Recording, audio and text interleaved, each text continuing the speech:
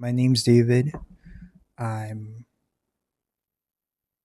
22 years old now, and I got. I want to tell you about my current mental health condition and journey in my mental health at the moment. So I'm on Escitalopram or Cipralex or Lexapro at the moment. I'm taking the Cipralex one actually. I'm pretty sure there's no like differences between them. It's just branding and um, a little bit more expensive with the branded ones. So I just wanted to talk about as like a journal to myself. Maybe I should like write down some notes to make this more structured and formulated than if I just blurted things out. But this is like a good first step before I make a structured version of my story and my journey so far in my mental health journey. And yeah, so I've actually used three types of SSRIs, antidepressants, the selective serotonin reuptake inhibitors, which are I used Paxil or Paroxetine, and then I used Fluoxetine, and then I used Escitalopram right now at the moment, and I used them in that order. And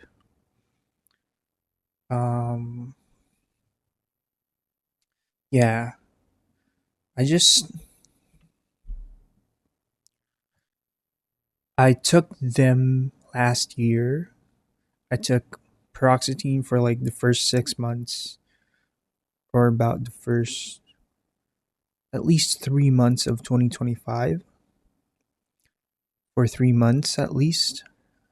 And then I switched over to Fluoxetine because I did more research on antidepressants, and I found that Fluoxetine was one of the better ones, together with like sertraline or escitalopram.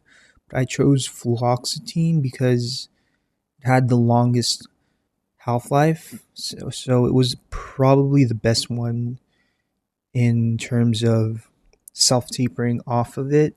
Because I was worried I was gonna lose access to a doctor that could prescribe me antidepressants, especially this one. So I was afraid of being stopped in the middle of the way, and I had no way to deal with like the repercussions of the withdrawal symptoms when you stop taking them. Because I remember taking Proxetine and I was like so completely like just really, I had like the worst nausea for at least the first week. Like had not the nausea stayed for like 2 weeks at least since the beginning of me taking it. And it just Paroxetine was really bad in terms of the side effects, but it also did have the positive effects of like it did help me get that SSRI action going on. So I wouldn't say it was complete garbage, but the side effects were really bad. So that's why I decided to switch over to a new one. I didn't know how bad it was because I didn't do research on the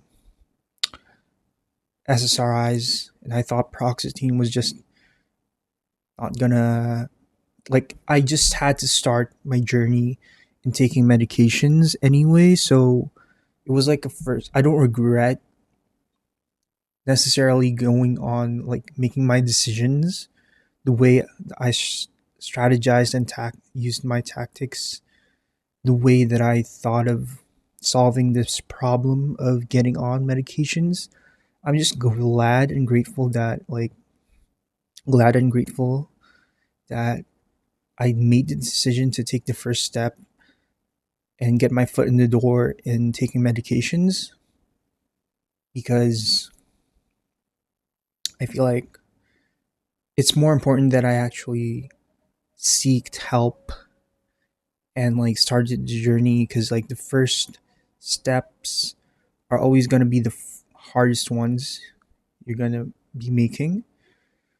So I'm glad that I started the journey, because that's the hardest step you have to make.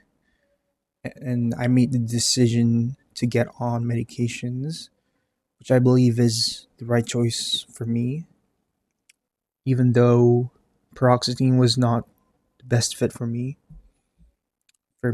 personally. And then I switched over to fluoxetine, and I feel like fluoxetine is also pretty good. But now I'm on escitalopram, and I think like escitalopram is also really good. It's like really good. And yeah, so I'm actually like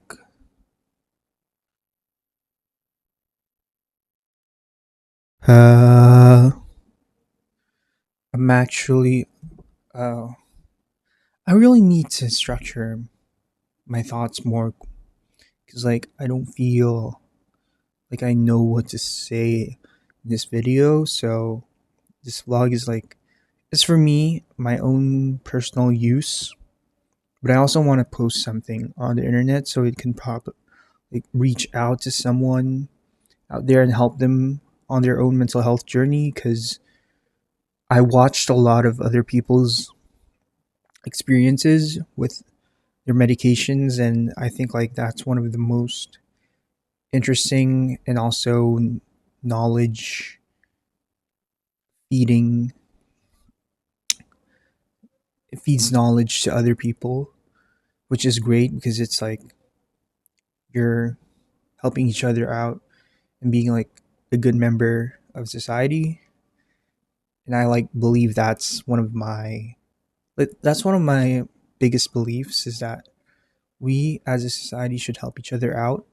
So I feel like this is one way of me using the knowledge that I have gained and accumulated from watching YouTube videos to share it with you guys.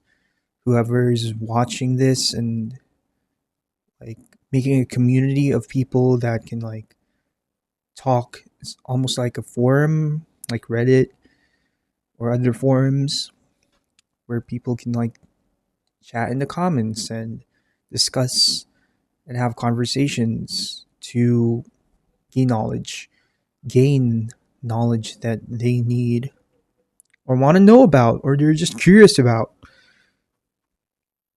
So, yeah. And I think like I used to be like my anxiety used to be so bad. Like I've pretty much had anxiety and depression for all of my life. I'm pretty sure, even though this is like self-diagnosis, but that's just my experience. I've pretty much had anxiety and depression, mostly anxiety for my whole life, and that anxiety fed into my depression, because my anxiety stopped me from it prevented me from doing things that I wanted to do, like talk to people and have friends and not have social anxiety every waking moment of my life. So, yeah, I'm like a lot better now. I think in terms of how I am navigating my mental health. But yeah, my mental health was never really good since the beginning of my life. So it's been pretty bad in even like in play, like before elementary school, like when you were just a baby kid in a toddler, as a, like not like a toddler, in play groups in preschool is what I'm trying to say. preschool, elementary school, middle school, and high school, I was always like depressed and anxious. Cause and I'm an extremely introverted person. I'm almost like a reclusive hermit. It's like introverted madness, and that's just my personality. I think that's just how my personality works. But it's also like part of the mental health journey is like realizing how I need medications to prevent myself from being too anxious and too reclusive, because I'm almost like a hikikomori. But because of the escitalopram that I'm taking, the SSRIs, it's like it's been helping me so much. I used to be agoraphobic. Like I'd be scared of going outside and going to the grocery store on my own, because like I've always like I was scared I was gonna meet someone and I had to talk to them, because like I was so bad. I was so friendless as well, because I isolated myself for like forever, and I had like I've always had like this negative, like nihilistic mindset about life. Like I just believed that like in the end there's not really much meaning to life, and I kind of fed into that negative self-defeating loop, and I just let it stay close to me, let it stay near me, and like let it fester and grow, instead of me like just believing in my and believing in the good of the world. Like I wouldn't say I didn't try, but I have to say that like for the most like for a big part of my life, I just didn't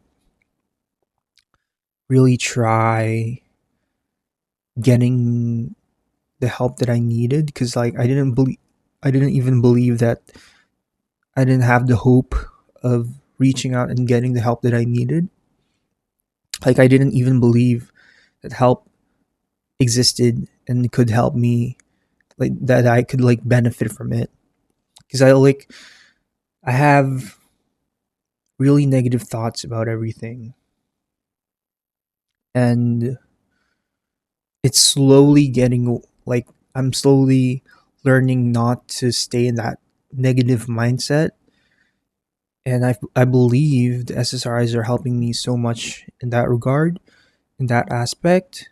And I'm like a better version of myself. And I'm grateful for the medications for helping me get here into a better mental health space and mindset much more easily and much sooner than if I were not on these medications. So I'm grateful for the SSRIs, and I'm grateful that escitalopram has like really low side effects compared to paroxetine. And I know like from experience how bad the side effects were especially when I first started getting on paroxetine. It was like the worst nausea of my life. I couldn't eat anything for days. That was like vomiting, and I couldn't sleep. It was really bad, but I feel like now I've experienced the worst type of side effects you could experience from SSRIs, so I know like what it's like, and I know that I handled it and I had just survived through it. So kind of grateful for it, actually, like realizing that I could handle the worst type of side effects and still be able to reap the benefits, and like it helped me be less agoraphobic. So like the past is in the past, and you gain knowledge about yourself that you're able to deal with really difficult situations and survive through it. And so you gain self confidence and self respect, which is really useful. And yeah, so, and I switched over to fluoxetine for a moment before I got hospitalized because I was on DXM. I have to tell, I feel like I have to tell the story of how I got the DXM. So I used fluoxetine for 6 months, but then I discovered about DXM.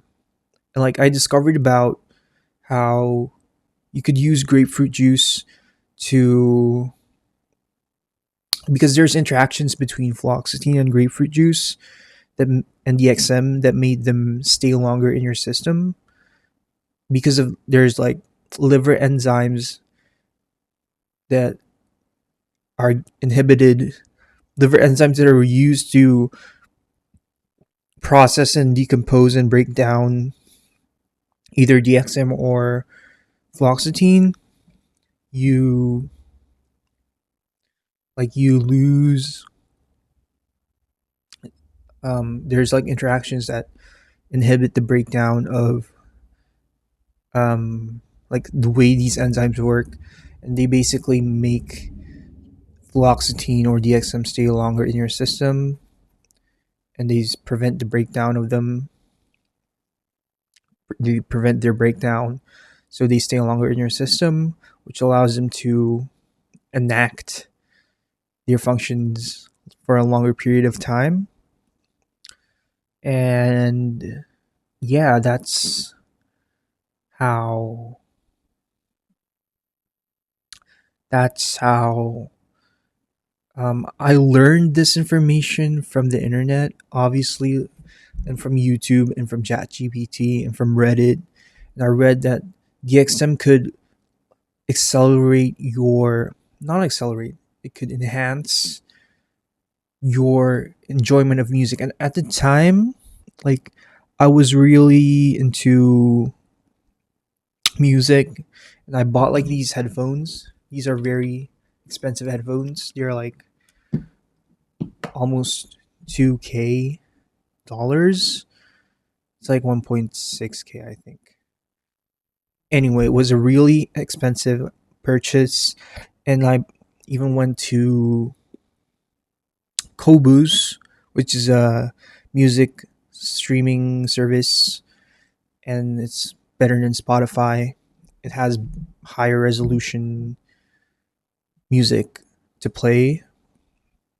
So I was really getting into music at the time, and yeah, I read that DXM from ChatGPT, not ChatGPT, but like the Google AI, that music, your enjoyment of music gets enhanced when you're on DXM, which made me even more interested and attracted to trying out DXM. And it's really weird because I have many experiences about DXM that I need to talk about. And like for one thing is that I remember, like, the major thing, the key thing that you need to know is that DXM causes hallucinations and these highs because it blocks NMDA receptors in your brain. And NMDA receptors is like neurology terms that you need to know to understand how all of these things work, and how all of the hallucination works is that when you block these NMDA receptors with DXM, you get high and you get hallucinations. And you also stop remembering stuff as easily because it's just how, I don't know, NMDA receptors work when they get blocked, is that you lose your long-term memory and you get hallucinations. But sometimes this feels good as well. That's why you get like a high. And that's why maybe it enhances your enjoyment of music. And that's why I tried getting on it, and it didn't really work. I was like still depressed. And also I remember that I there was like medication where you take the XM and another thing like bupropion or something, like something that started with a B. It's not bupropion, like it's something else. But you take that because you take the DXM, and the other thing inhibits the decomposition of DXM. So DXM stays longer in your system, and DXM gets to um gets to do the thing, which is making you antidepressed. But I thought like DXM would help me because there was this other thing called sigma 1 receptors. At the beginning, I thought like I read about ketamine and its similarities with DXM, and I was like, ketamine is an antidepressant, and DXM is also an antidepressant, and I was like, I can use this to self medicate my depression.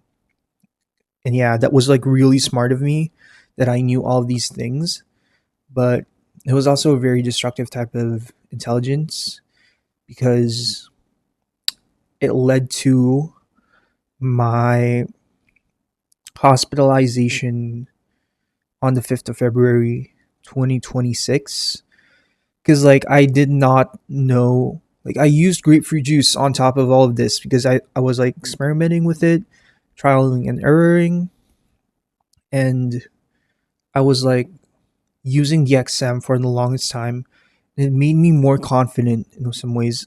Somehow like it kind of made me high a little bit, almost like as if I had drunk alcohol. It like made me more self like reckless, I guess. Reckless and like thoughtless. Not really thoughtless. More like impulsive, reckless, and able to do things that I would not do without these medications like the DXM. And so I guess like the main moral of the story is like you shouldn't really self medicate and be like a smart ass and pretend like you know everything, because there could be dangerous consequences that you don't know how to deal with, and the people around you might have to take care of you. So my story was like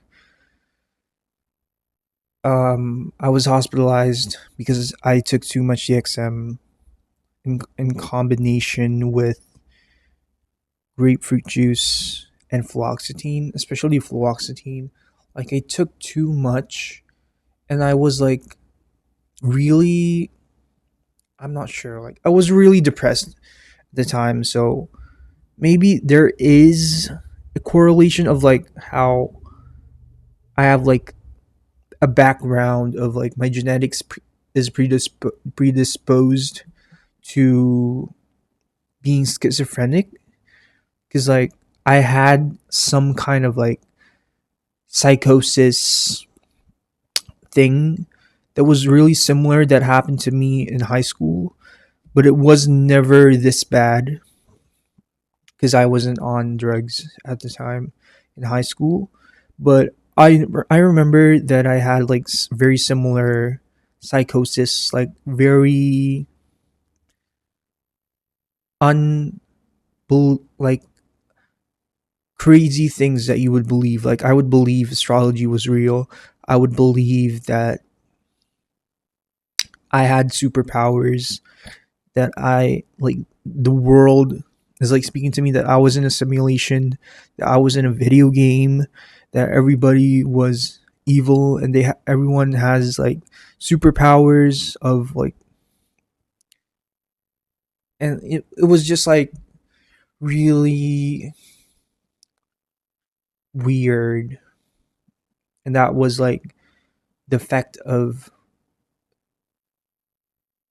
I had like these symptoms before all of this happened, before I got on DXM, and I think like DXM just made all of this much more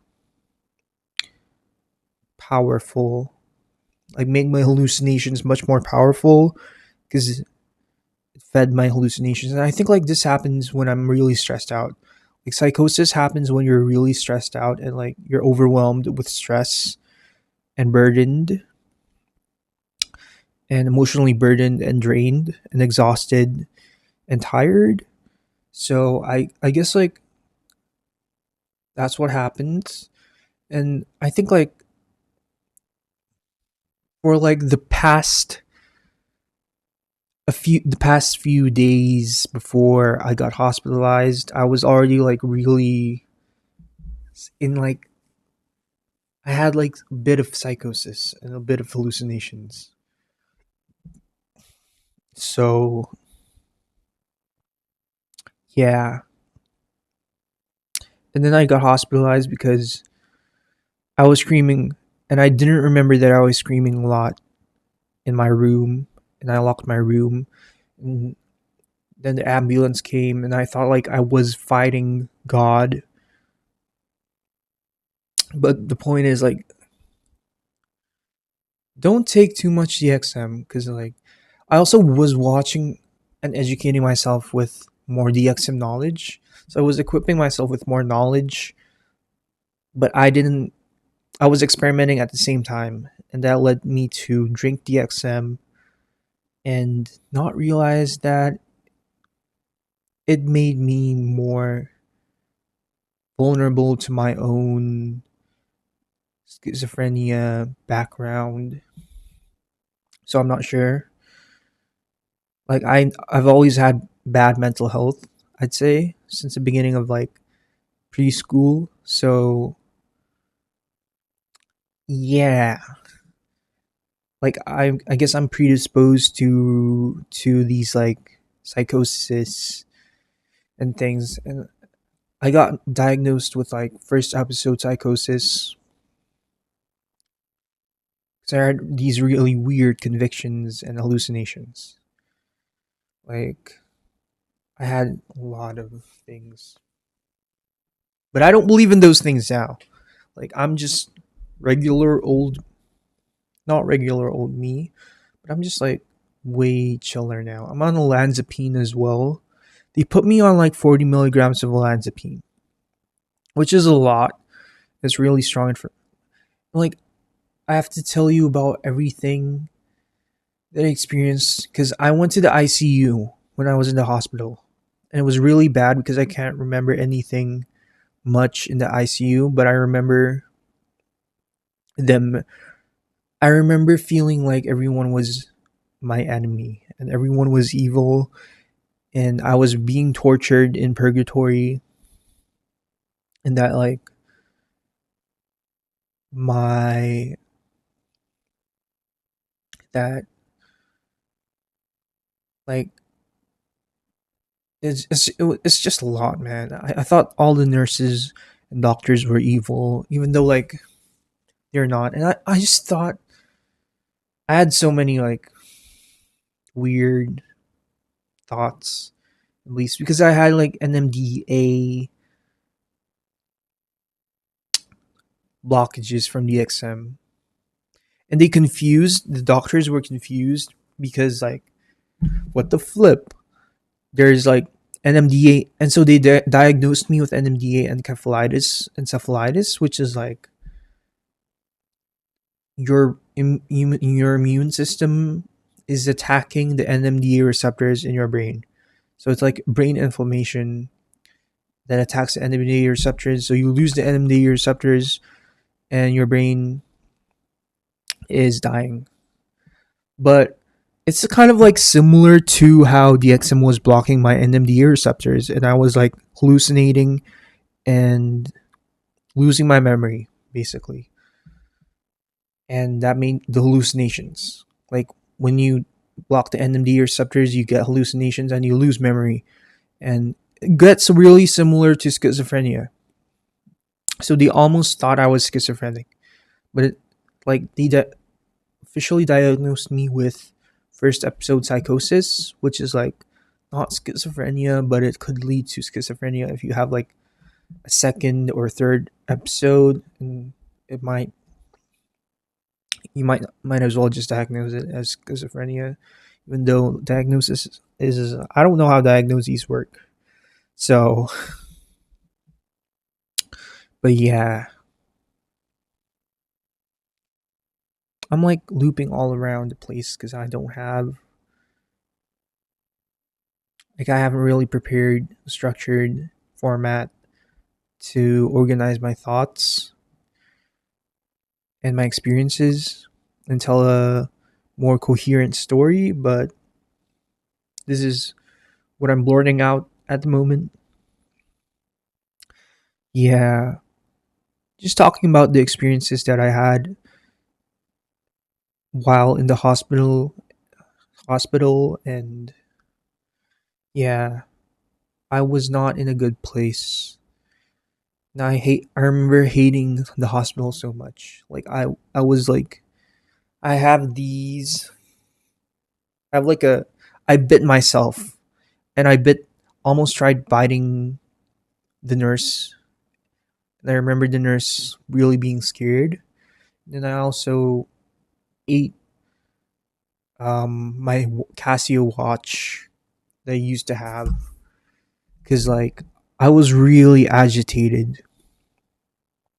But yeah, there's like so many memories that I have about the hospital that like I remember that I haven't told anyone yet,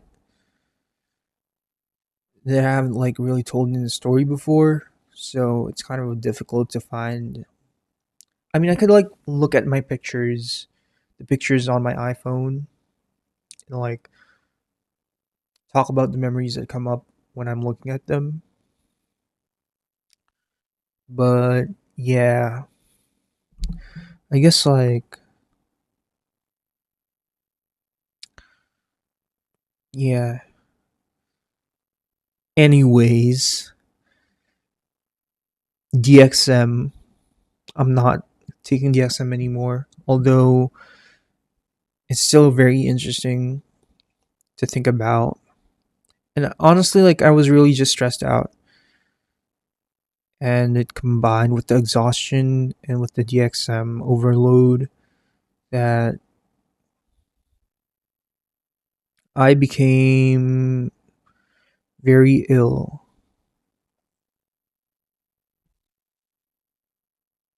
But yeah, I guess like that's pretty much gonna be all that I'm gonna be talking about for now, I think.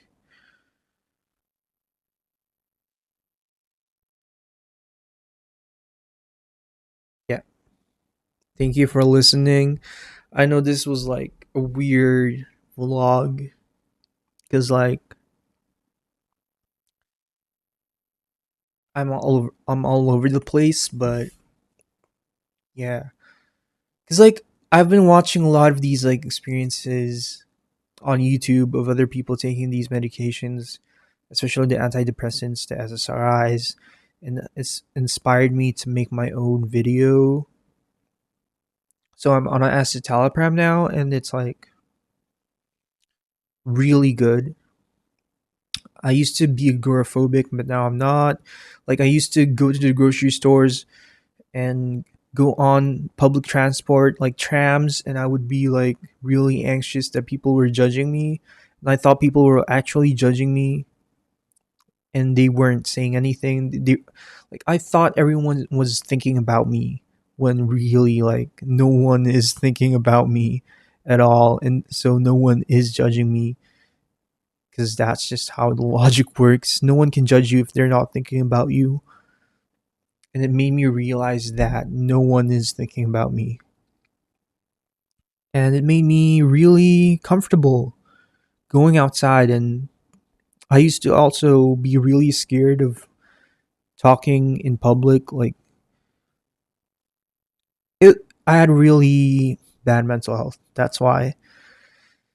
To help you make sense of this,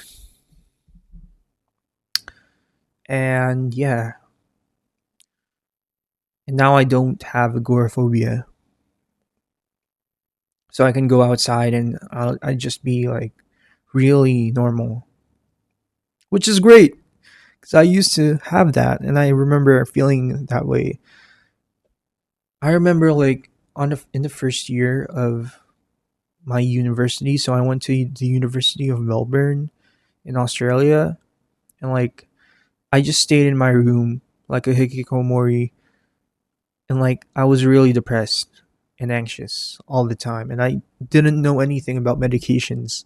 So this is why like I wish medications were less stigmatized and people had better information access, because someone would have helped me get the medications that I needed, because I feel like I have like this, like it's not my fault that I'm depressed and anxious. It's just how my genes work and how my personality works. That I'm like a really shy person, and like I have a predisposition to depression and anxiety for whatever reason, whether that be like genetics or whatever. It's not my fault. And I'm just taking responsibility by using technology and science to help me be a better version of myself, and I think like that's completely valid and positive and good.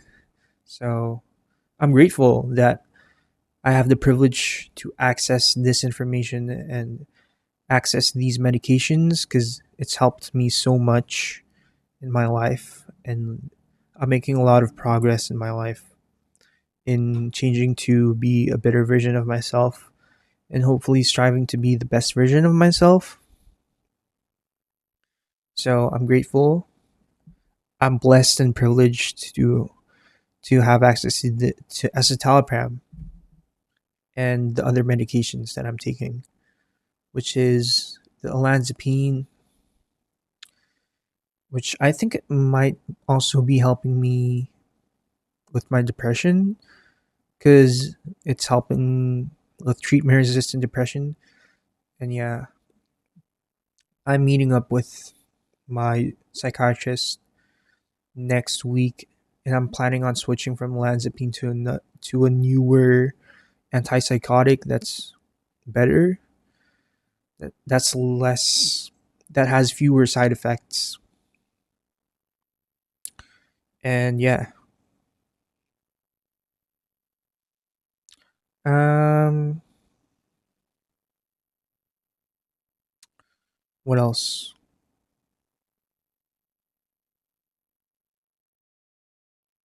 So yeah, I'm grateful for escitalopram, and I'm grateful that I get to like just be less anxious and depressed, although I still get a bit anxious and I get a lot of yawns.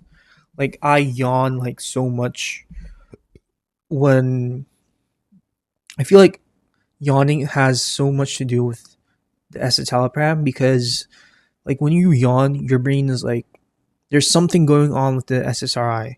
There's something going on with the serotonin reuptake transport inhibitors, and it's like really just your brain's learning new information, and there's like rewiring happening in your brain. And so I think like it's complicated and I don't really fully understand how it works or why it works, but there's some correlation between yawning and your brain learning new information.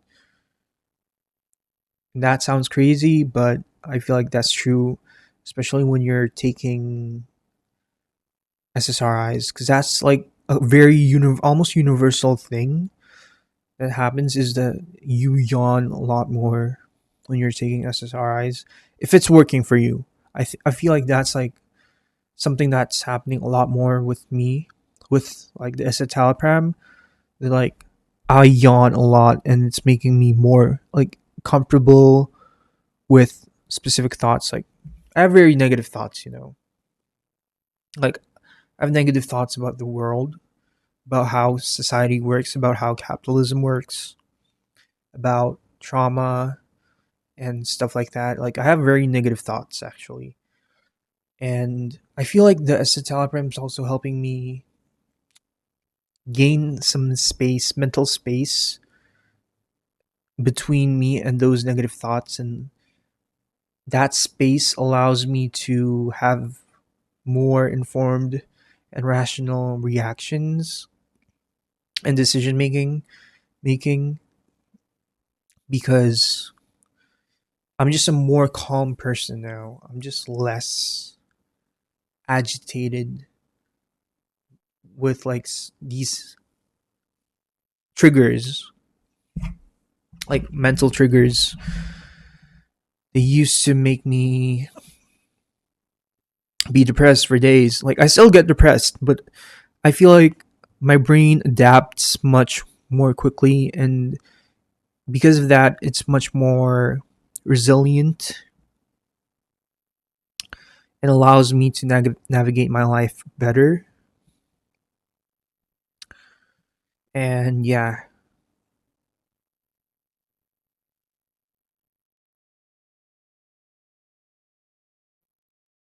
so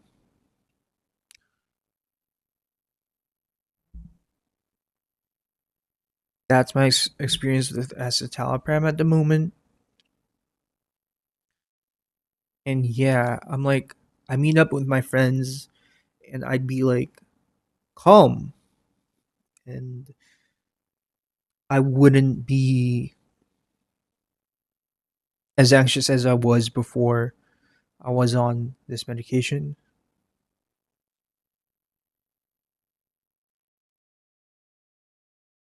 So yeah, I think that's about it. And I'm gonna